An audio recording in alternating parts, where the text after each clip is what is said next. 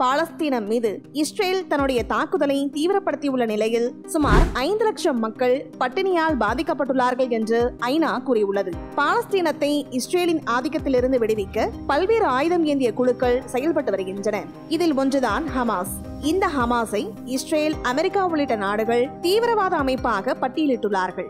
இந்த அமைப்பு கடந்த ஆண்டு இஸ்ரேல் மீது ஏவுகணைகளை வீசி திடீரென தாக்குதல் நடத்தினார்கள். இதற்கு பதிலடி கொடுப்பதாக கூறி 200 நாட்களுக்கும் மேலாக இஸ்ரேல் ராணுவம் காசாவில் உள்ள பாலஸ்தீன மக்கள் மீது தாக்குதலை தொடுத்து வருகிறது. இந்த தாக்குதலில் 37,000க்கும் அதிகமான மக்கள் பலியாகியுள்ளார்கள். மேலும் பலியானவர்களில் பாதிக்கும் மேற்பட்டவர்கள் பெண்கள்தான். 75% பேர் குழந்தைகள் என்று பாலஸ்தீன சுகாதாரத்துறை தெரிவித்துள்ளது. காசா மீது இஸ்ரேல் நடத்தி வரும் தாக்குதல் சமீபத்தில் உச்சத்தை தொட்டுள்ளது.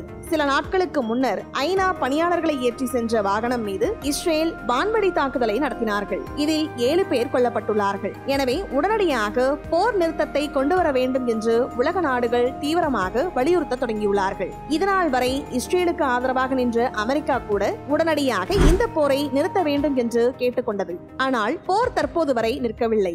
நாளுக்கு நாள் தன்னுடைய தாக்குதலை இஸ்ரேல் தீவிரப்படுத்தியுள்ளது. இந்த நிலையில் காசாவில் 5 லட்சம் மக்கள் பட்டினியில் பாதிக்கப்பட்டுள்ளார்கள் என்று ஐநா கூறியுள்ளது. காசாவின் நிலைமை பேரழிவு தரக்கூடியதாக உள்ளது என்றும் காசா முழுவதும் பஞ்சத்தின் தாக்கம் நீடிக்கிறது என்று ஐநா கூறியுள்ளது.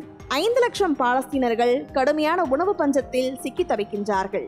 இந்த போர் காரணமாக சர்வதேச நாடுகள் அனுப்பும் உதவி காசாவுக்குள் செல்லவில்லை என்று ஐநா கூறியுள்ளது. இருப்பினும் இந்த குற்றச்சாட்டை இஸ்ரேல் மறுத்து வருகிறது. ஏற்கனவே இந்த போர் காரணமாக காசாவில் இனி வரும் நாட்கள் நரகமாக இருக்கும் என்று ஐநா பாதுகாப்பு கவுன்சில் அதிகாரிகள் எச்சரித்துள்ளார்கள். சமீபத்தில் ஐநா பாதுகாப்பு கவுன்சிலின் மாநாடு நடைபெற்றது.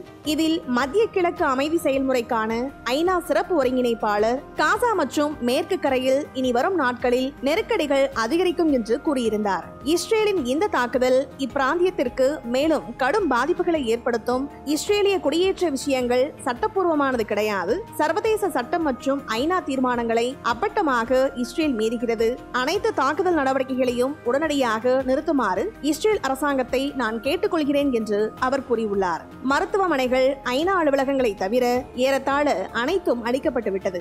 இந்த போரில் குற்றத்தில் ஈடுபட்ட அனைவரும் நீதியின் முன் நிறுத்தப்பட வேண்டும் என்று அவர் கூறியுள்ளார். இஸ்ரேலின் தாக்குதல் குறித்து சர்வதேச நாடுகள் கண்டனம் தெரிவித்து வரும் நிலையில் ஐநா அதிகாரிகளின் இந்த குற்றச்சாட்டு மிகுந்த முக்கியத்துவம் வாய்ந்ததாக பார்க்கப்படுகிறது.